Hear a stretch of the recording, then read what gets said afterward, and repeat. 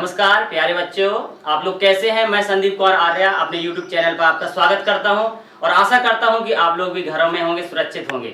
चलिए बेटा, तो हम लोग जैसे कि YouTube चैनल के माध्यम से हम आप लोगों को वीडियो दे रहे हैं और आशा करते हैं कि आप लोग भी उस वीडियो को देख रहे होंगे और अपनी शिक्षण गति को बढ़ा रहे होंगे।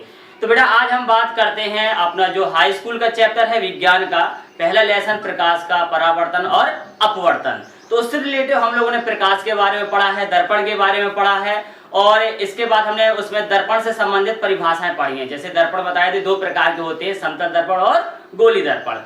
तो गोली दर्पण से रिलेटेड हम लोगों ने परिभाषाएं पढ़ी थी और उन परिभाषाओं को हम आशा करते हैं आप लोग याद करते जा रहे होंगे। बेटा जब तक आप लोग चैनल को सब्सक्राइब नहीं करेंगे और आपके पास अपडेट नहीं आता रहेगा, जब तक आपका कुछ नहीं है, तो आप एक काम करिएगा, चैनल को सब्सक्राइब करिएगा, बेल आइकन को दबा दीजिएगा ताकि आपको नोटिफिकेशन मिलता रहे और जैसे हम वीडियो आपके पास भेजेंगे तुरंत आपको मिल जाएंगी। तो बेटा हम बढ़ते हैं आगे।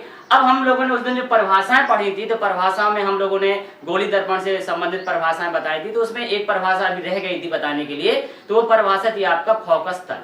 फोकस तल क्या कहलाता है कि जैसे ये हमारा गोली दर्पण है, आप लोगों को याद होगा हमने उस दिन जो वीडियो पढ़ाई थी, तो वीडियो के माध्यम से आप लोगों ने अगर देखा होगा तो अब बताइए, आप लोग स्वयं अपने आप में आंसर दीजिए कि अगर हमने पॉलिश बाहर की ओर कर दी तो कौन सा दर्पण बन गया है। तो ये दर्पण बन गया आपका कौन सा, अवतल दर्पण। तो ये अवतल दर्पण बन गया। थोड़ा सा रिवाइज करवाएं, आपको पता था ये ध्रुव P होता था, ये फोकस यहाँ पर आपको वक्ता केंद्र C और फोकस बिंदु F। और हमने ये भी बताया था बेटा कि ये प्रकाशिक केंद्र की परिभाषा क्या कहलाती है, वक्ता केंद्र क्या कहलाता है, फोकस बिंदु क्या कहलाता है, ये हम सब आपको बता चुके हैं। तो इसमें बात करते हैं बेटा, हमेशा आपको C कहाँ मानना है कि जहां से रखकर प्रकार से आप ये दर्पण बना रहे होंगे वही C रहेगा हमेशा। और F क्या होगा, C और P के जो मध्य में स्थित होगा वो क्या होता है, F होता है। और आपको बताया था C से P तक की दूरी वक्ता त्रिज्या कहलाती है और F से P तक की दूरी फोकस दूरी कहलाती है। और एक रिलेशन आप लोगों ने लिखा था R इक्वल कितना था, 2F था। इससे रिलेटेड सवाल भी आते हैं। तो फोकस तल की परिभाषा जो बताने वाले थे, फोकस तल की परिभाषा होती है कि गोली दर्पण में चाहे अवतल हो चाहे उत्तल हो, गोली दर्पण में फोकस बिंदु से, कहां से बेटा, फोकस बिंदु से मुख्य अक्ष के लंबवत जाने वाले तल को हम फोकस तल कहते हैं। तो देखिए फोकस बिंदु ये हो गया, ये फोकस बिंदु हो गया और ये इसका क्या हो गया, मुख्य अक्ष हो गया। मुख्य अक्ष के लंबवत, लंबवत कौन है, कितने अंश का कोण बनाती हुई, 90 अंश का कोण बनाती हुई जो रेखा जा रही होगी यही हमारी क्या कहलाती है, फोकस तल कहलाती है। अब हम बेटा बात करते हैं इसमें आगे परिभाषाओं में। तो इसमें जो महत्वपूर्ण चीज है वो है चिन्ह परपाटी, कि गोली दर्पण में क्या चिन्ह परपाटी होती है उसको भी जानना जरूरी है। तो देखिए कैसे, जैसे हम लोगों ने ये गोली दर्पण पुनः बना दिया, ये हमारा दर्पण हो गया, ये ध्रुव P हो गया और ये पॉलिश हमने कर दी है यहाँ पर पीछे की ओर, और आपका जैसे ये C बिंदु है और यहाँ पर ये F बिंदु है। अगर दूसरा हमने ले लिया उत्तल दर्पण, तो उत्तल दर्पण हमारा कुछ इस प्रकार हो जाएगा, पॉलिश कहाँ की ओर की जाती है, अंदर की ओर की जाती है। तो ये हमारा उत्तल दर्पण हो जाता है, ये मुख्य अक्ष हो गया, ये ध्रुव P हो गया, यहाँ पर फोकस बिंदु F और C यहाँ पर हो गया, वक्ता केंद्र C हो गया। अब यहाँ पर आप देखेंगे कि इसकी चिन्ह परपाटी क्या होती है। चिन्ह परपाटी पर गौर करिएगा। सबसे पहला पॉइंट तो इसका ये होता है कि वस्तु को सदैव दर्पण के बाईं ओर रखा जाता है। कहाँ रखा जाता है, बाईं ओर रखा जाता है, इस साइड रखेंगे। अगर यहाँ पर भी देखा जाए तो हम वस्तु को इस साइड ही रखेंगे, कहाँ रखेंगे, बाईं ओर रखा जाता है। दूसरी कंडीशन, समस्त दूरियां दर्पण के ध्रुव से कहां से नापी जाती हैं, समस्त दूरियां दर्पण के ध्रुव से मुख्य अक्ष के साथ नापी जाती हैं। ये नहीं कि आपने ध्रुव से नापा ऐसे ऊपर को नाप दिया तिरछा, आप कहां नापेंगे, मुख्य अक्ष के साथ नापेंगे। तो समस्त दूरियां कहां से नापी जाती हैं, ध्रुव से नापी जाती है और मुख्य अक्ष के साथ नापी जाती हैं। दो क्लियर पॉइंट हो गए। पहला पॉइंट हमने बताया कि वस्तु सदैव दर्पण के बाईं ओर रखा जाता है और दूसरा समस्त दूरियां दर्पण के ध्रुव से नापी जाती है। क्लियर। अब अगली बात करते हैं, तीसरा जो पॉइंट होता है इसका, तीसरा पॉइंट कहलाता है कि आपतित किरण की दिशा में नापी गई दूरियां सदैव धनात्मक होती हैं। कहां पर, आपतित किरण की दिशा में। जैसे बाई चांस हमने यहाँ पर इस साइड से किरणें आ रही हैं, ये किरणें आ रही हैं, तो दूरियां तो हमें ध्रुव से नापना है। तो अगर ये एक तो ये जाती नहीं है, ऐसे पीछे आभास होती है कि पीछे अगर ये निकलती है, तो कहने का मतलब ये होगा कि अगर इस साइड की ओर जो दूरियां नापी जाती है तो वो क्या होंगी, धनात्मक। क्यों आपतित किरण इस साइड से आ रही है, तो इस साइड की जो नापी गई दूरियां होंगी, ध्रुव की इस साइड की दूरियां होंगी, वो कैसे होगी, धनात्मक। सेम कंडीशन यहाँ पर भी होगी। अगर आप देखेंगे ये आपतित किरण है, तो इस साइड की जो भी दूरियां होंगी, इधर की ओर दूरियां नापेंगे, कहां से नापेंगे, हम ध्रुव से नापेंगे, तो इस साइड की दूरियां क्या होंगी, धनात्मक होंगी। दूसरी चीज, आपतित किरण के विपरीत दिशा में नापी गई दूरियां, तो विपरीत दिशा कैसे, ये हमारे इस साइड की ओर आ रही थी, तो ध्रुव से दूरियां नापना है, तो इस साइड की दूरी धनात्मक हो गई, तो विपरीत कौन होगी, इसके जस्ट इस साइड की ओर होगी, तो विपरीत दिशा में नापी गई दूरियां क्या होती हैं, ऋणात्मक होती हैं। तो ऐसी कंडीशन हम यहाँ पर भी कहेंगे, तो इस साइड की जो दूरी होगी वो कैसी होगी, ऋणात्मक होगी। ये बात क्लियर हो रही होगी। ये आपतित किरण की दिशा में नापी गई दूरियां, इस साइड की दूरी धनात्मक होगी, तो ये भी दूरी धनात्मक होगी। इसके जो विपरीत दिशा में जा रहे हैं, विपरीत दिशा में जा रहे हैं ये, तो इसकी दूरियां कैसी होती हैं, ऋणात्मक होती हैं। अगर यह वस्तु मुख्य अक्ष से ऊपर की ओर है, चाहे वो वस्तु हो और चाहे वो प्रतिबिंब हो, अगर मुख्य अक्ष से ऊपर की ओर है तो धनात्मक होगा, और नीचे की ओर है तो ऋणात्मक होगा। जैसे आप देखिए, अगर हम मुख्य अक्ष से ऊपर की ओर नापेंगे तो धनात्मक होगा। अब इसमें भी देख सकते हैं, ऊपर की ओर नापेंगे तो धनात्मक होगा, और नीचे की ओर नापेंगे तो ऋणात्मक होगा। तो ये बेटा बात हुई हमारे गोली दर्पण में चिन्ह परिपाटी। अब हम बात करते हैं कि गोली दर्पण द्वारा प्रतिबिंब बनने के नियम। गोली दर्पण द्वारा प्रतिबिंब का बनना आगे पढ़ाएंगे, पहले हम नियम पढ़ेंगे। आप लोगों को मजा आ रहा होगा। चैनल को सब्सक्राइब करने के साथ साथ आप हमारे बेल आइकन को दबा दीजिए, आपको और भी मजा आएगा। हम आपके साथ हैं, आपको घबराने की कोई जरूरत नहीं है। आप घर में रहिए, सुरक्षित रहिए, और हम आपको पढ़ाएंगे। तो अब देखते हैं बेटा इसके आगे। अब क्या है, अब हम पढ़ रहे हैं गोली दर्पण द्वारा प्रतिबिंब बनने के नियम। हम आपको बता चुके हैं गोली दर्पण कितने होते हैं, दो होते हैं, एक होता है उत्तल दर्पण और एक होता है अवतल दर्पण। अब सबसे पहली बात हम करते हैं अवतल दर्पण में। इसके 3 नियम होते हैं, ये पेपरों में भी पूछ दिया जाता है, गोली दर्पण द्वारा प्रतिबिंब बनने के नियम। उसका नाम भी कह सकता है कि वो अवतल में बताइए कि उत्तल में बताइए। हम सबसे पहले बेटा बात कर रहे हैं अवतल दर्पण में। अवतल दर्पण द्वारा प्रतिबिंब बनने के नियम, केवल हम नियम पढ़ रहे हैं, प्रतिबिंब बनना नहीं अभी सीख रहे हैं, केवल नियम पढ़ रहे हैं कि इसके क्या नियम होते हैं। पहला नियम बेटा ये है, आपने ये देखिए दर्पण बनाया, कौन सा दर्पण है, बाहर की तरफ पॉलिश कर दिया, अवतल दर्पण है। ये इसका क्या हो गया, मुख्य अक्ष है, ये P है। और आप जब भी चित्र बनाएंगे तो जहां प्रकार की नोक रखेंगे वही हमारा क्या कहलाएगा, C कहलाएगा। और P और C के जस्ट बीच में, बिल्कुल बीचों बीच आप मानेंगे F। अगर आप ऐसा करते हैं तो आपका चित्र कभी गलत नहीं हो सकता है।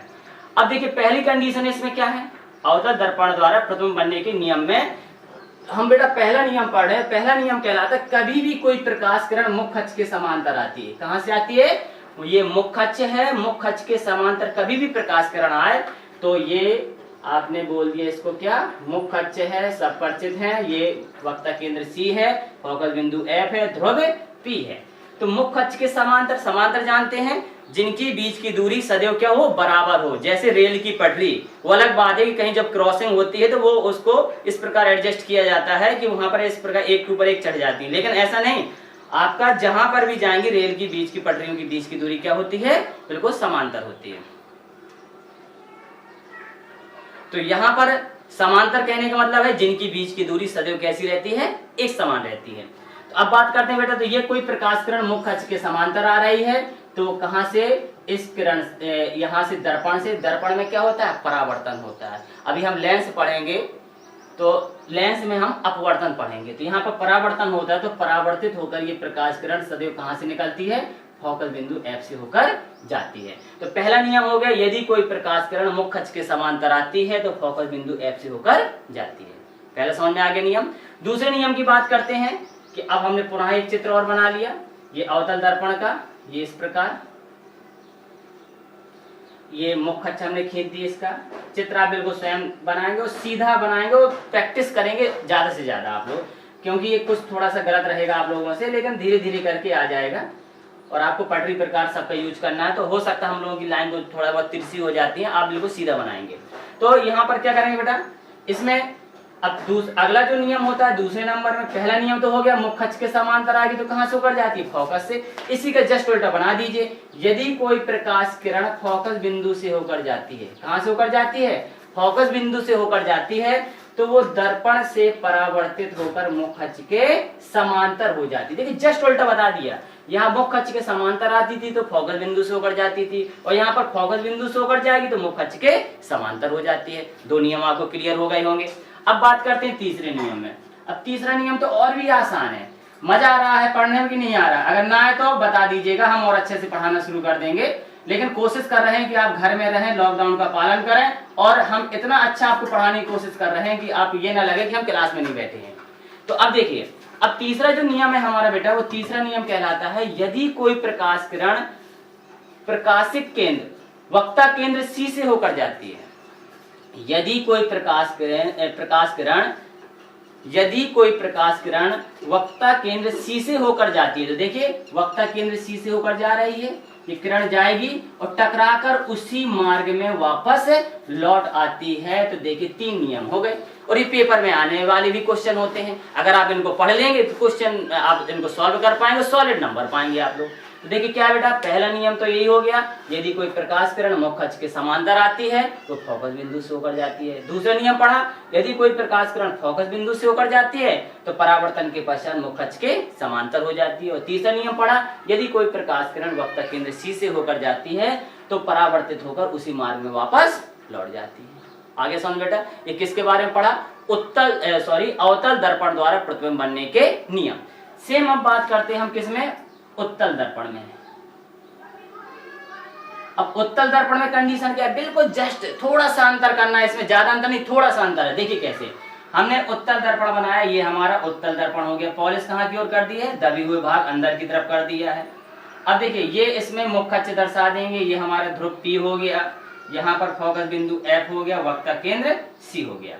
अब इसका जो नियम है, यदि कोई प्रकार, जैसे उसमें हमने किया था मुख्य अक्ष के समांतर किरण ला रहे थे, हम इसमें भी मुख्य अक्ष के समांतर किरण लाएंगे। मुख्य अक्ष के समांतर किरण लाते हैं, और ये किरण क्या होता है, इधर अंदर नहीं जाती, क्योंकि ये तो क्या हो रहा है, ये जब हमारे पास पॉलिश है तो पॉलिश होने से अब पार तो कर नहीं पाएगी, लेकिन आभास करते हैं। कैसे आभास करते हैं कि ये किरण वैसे जाएगी कहाँ की ओर? बाहर की ओर ऐसे निकल जाएगी।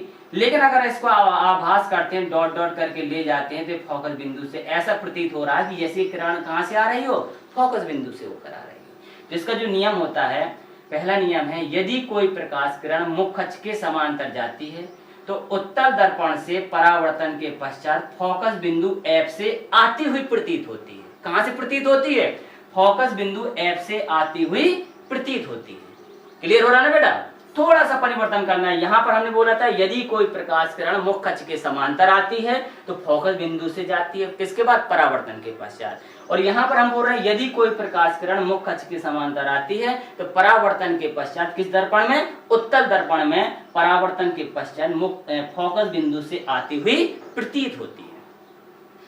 अब बेटा सेकंड वाले में आ जाएंगे, इसका जस्ट उल्टा बनाएंगे। सेकंड में क्या है? सेकंड वाले में देखिए हम लोगों ने जिस प्रकार हमने ये चित्र बना दिया, ऐसे ये हम लोगों ने पॉलिश कर दी अंदर की ओर, और ये इसमें मुख्य अक्ष हो गया, ये ध्रुव P हो गया, यहाँ पर फोकस बिंदु F हो गया, ये वक्ता केंद्र C हो गया। अब इसमें क्या है? इसमें तो होता था यदि कोई प्रकाश किरण फोकस बिंदु से होकर जाती है तो मुख्य अक्ष के समांतर हो जाती है। यहाँ पर हम क्या कहेंगे? यदि कोई प्रकाश किरण फोकस बिंदु F, अब ये जाए तो की तो है नहीं, सीधा आभास करेंगे। क्यों? क्योंकि यहाँ पर तो क्या? पॉलिश है। यदि कोई प्रकाश किरण फोकस बिंदु F की ओर आती हुई प्रतीत होती है, कहाँ की ओर? फोकस बिंदु F की ओर आती हुई प्रतीत होती है, तो उत्तल दर्पण द्वारा परावर्तित होकर मुख्य अक्ष के समांतर हो जाती है। यहाँ पर प्रतीत हो रही है और यहाँ पर फोकस बिंदु से होकर जा रही थी, तो ये मुख्य अक्ष के समांतर हो जाती है। अगला पॉइंट है जो बेटा तीसरा, बिल्कुल ये तो बिल्कुल सिंपल है, इसी की तरह जो तीसरा हम लोगों ने ये बनाया था। क्या करना है? ये हम लोगों ने उत्तल दर्पण बनाया, और ये यहाँ पर इसका मुख्य अक्ष खींच दिया, ये ध्रुव P है, फोकस बिंदु F हो गया, वक्ता केंद्र C हो गया। इसमें सेम यही कहना है, यदि कोई प्रकाश किरण उत्तल दर्पण में वक्ता केंद्र C की ओर आती हुई प्रतीत हो रही हो, कहां की ओर? वक्ता केंद्र C की ओर आती हुई प्रतीत हो रही है, ये किरण वक्ता केंद्र देखो सी की ओर आती हुई प्रतीत हो रही है, तो ये परावर्तन के पश्चात उसी मार्ग में वापस लौट जाती है। ये हो गए आपके 3 नियम उत्तल के और अवतल के। तो आशा करते हैं आपको ये समझ में आया होगा। अब बेटा इसी में बात करते हैं थोड़ा सा वस्तु की और प्रतिबिंब की। वस्तु और प्रतिबिंब क्या है? वस्तु की परिभाषा होती है जिसको हमने इंग्लिश में ऑब्जेक्ट बोलते हैं। वस्तु क्या कहलाता है?